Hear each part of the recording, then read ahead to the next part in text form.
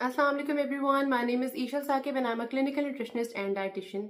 हम में से बहुत सारे लोग इस तरह के हैं, स्पेशली यंग एज में भी अब तो इस तरह के केसेस आने लग जाते हैं जिनमें हाइपरटेंशन यानी कि हाई ब्लड प्रेशर्स, जिस तरह के इश्यूज बहुत ज़्यादा आने लग गए हैं।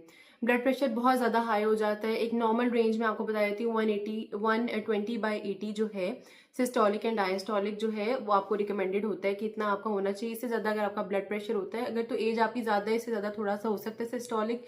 नहीं तो एक हेल्दी इंडिविजुअल जो कि अपने लेट टीन्स में या अर्ली 20s एंड 30s में, तो उनके लिए रिकमेंडेड यही डोज होती है कि यही आपका जो है एक रेंज होती है कि 120/80 जो है वो होना चाहिए ब्लड प्रेशर। अगर इससे ज़्यादा आपका ब्लड प्रेशर है तो ये वीडियो आपके लिए है। और अगर आप हाइपरटेंशन, आपकी फैमिली हिस्ट्री है, जिस तरह फॉर एग्जांपल आपके फादर, आपकी मदर या किसी भी फैमिली मेंबर को हाइपरटेंशन या हाई ब्लड प्रेशर जैसे मसाइल रह चुके हैं, तो आप ये डाइट फॉलो कर सकते हैं। बिकॉज फिर आपको बहुत ज़्यादा एट रिस्क हो जाते हैं आप हाइपरटेंशन के। तो उसमें ये है कि सबसे पहली चीज़ जो है हम इसमें रिकमेंड करते हैं वो है डैश डाइट। इसको हम कहते हैं डैश डाइट में डिफरेंट डिफरेंट चीज़ें होती हैं, वो मैं आपको बता दूंगी। बेसिकली हेल्दी डाइट है जो आपने फॉलो करनी है। फर्स्ट थिंग, अगर कोई इस तरह का इंसान है जिसको हाइपरटेंशन है यानी हाई ब्लड प्रेशर है और उसका वजन भी ज़्यादा है, तो फर्स्ट प्रायोरिटी उसकी ये होनी चाहिए कि उसने वेट रिड्यूस करना है। वेट रिडक्शन एक बहुत की एलिमेंट होता है। अगर आपका वेट रिड्यूस हो जाएगा, ऑटोमेटिकली आपका ब्लड प्रेशर जो है वो आहिस्ता आहिस्ता नॉर्मेलिटी की तरफ आ जाएगा। सेकेंड थिंग इज कि आपने, अगर आप वेट आपका ज़्यादा नहीं भी है लेकिन आपके घर में जो है फैट का इंटेक यानी कि ऑयल का इंटेक बहुत ज़्यादा किया जाता है, तो उसमें आपने ये करना होता है कि आपने इतना फैट कम करना है अपनी डाइट से। बहुत सारे लोगों को पता नहीं होता कि कितना ऑयल डालना है, बिकॉज हमारे घरों में इतना ज़्यादा ऑयल डल रहा होता है कि हम लोग को नॉर्मल वही लगने लग जाता है। वेयर आपने ये याद रखना है कि अगर घर में 5 लोग हैं तो 5 टीस्पून ऑयल से ज़्यादा ऑयल आपके खाने में ओवरऑल नहीं डलेगा। चाहे वो 2 वक्त का खाना है, लेकिन आपने 5 टीस्पून से ज़्यादा नहीं डालना, बिकॉज ऑयल्स बहुत ज़्यादा अच्छे नहीं है। इतने ऑयल में भी बन जाता है खाना और बहुत अच्छा होता है। और आप कोशिश करें अगर आप अपनी प्लेट में डाल रहे हैं तो आप ऑयल को साइड पे करके डालें, या फिर एक कॉमन जो टेक्निक है मैं बताती होती हूँ सबको, वो ये है कि आप एक प्लेट में खाना डालें। फॉर एग्जाम्पल सालन डालते हैं एक साइड पे, ये प्लेट है राउंड, एंड देन आपने उसकी एक साइड पे खाना डाल दिया है और आपने उसको क्या करना है कि माइक्रोवेव कर लेना है। एंड देन उसके नीचे आप कोई चीज़ रखें ताकि वो प्लेट जो है वो इस तरह की बजाय थोड़ी सी टिल्ट हो जाए, जिस जहाँ पे खाना है वो ऊपर हो जाए और नीचे सारा ऑयल आ जाता है। उसमें ये होता है कि ऑयल नीचे इकट्ठा हो जाता है, उसको आप टिश्यू से एब्जॉर्ब कर लें और आप उसको कंज्यूम कर लें तो वो बहुत अच्छा रह जाता है। उसमें जो थर्ड थिंग होती है वो ये करनी होती है कि हमने अपना सॉल्ट का इंटेक कम करना होता है, यानी कि सोडियम क्लोराइड जिसको कहते हैं हम नॉर्मली घरों में जो टेबल सॉल्ट होता है या पिंक सॉल्ट होता है हम वो यूज़ करते हैं। हमने उसका इंटेक बहुत कम करना है। उसका एक बहुत अच्छा ऑल्टरनेटिव है जो पोटेशियम क्लोराइड जिसको कहते हैं, मार्केट में डिफरेंट नेम से आता है, ये आप ये ले सकते हैं। इसको राइट सॉल्ट भी कहते हैं, राइट सॉल्ट के नेम से आता है मार्केट में, और भी डिफरेंट नेम से आता है। आपने देख लेना कि अगर कोई हाइपरटेंशन के पेशेंट्स हैं घर पे तो इसको यूज करना स्टार्ट कर दें। इसमें ये होता है कि सोडियम क्योंकि बढ़ाते हैं हमारे ब्लड प्रेशर को, तो जो राइट सॉल्ट होता है यानी जो पोटेशियम क्लोराइड है उसमें ये होता है कि पोटेशियम का कंटेंट ज्यादा होता है, जो कि हेल्दी होता है हमारी स्किन के लिए, हमारे वैसे ओवरऑल हमारी ब्लड प्रेशर के लिए स्पेशली, जो बहुत अच्छा होता है। तो ब्लड प्रेशर को वो स्पाइक नहीं देने देता जिस तरह जनरली नॉर्मल सॉल्ट देता है। तो आप अपना टेस्ट बड्स भी आपके इस तरह नहीं होंगे कि आपको प्रॉब्लम नहीं होगा और आप नॉर्मल खाना अच्छा इंजॉय करेंगे। और पोटेशियम क्लोराइड होगा उसमें तो आपको ब्लड प्रेशर भी बहुत ज़्यादा हाई नहीं होगा। उसमें ये कि आपने अगेन इसकी भी क्वांटिटी आपने बहुत ज़्यादा नहीं रखनी, बिकॉज इसमें कंप्लीटली पोटेशियम नहीं है, सोडियम की क्वांटिटी इसमें भी थोड़ी सी होती है।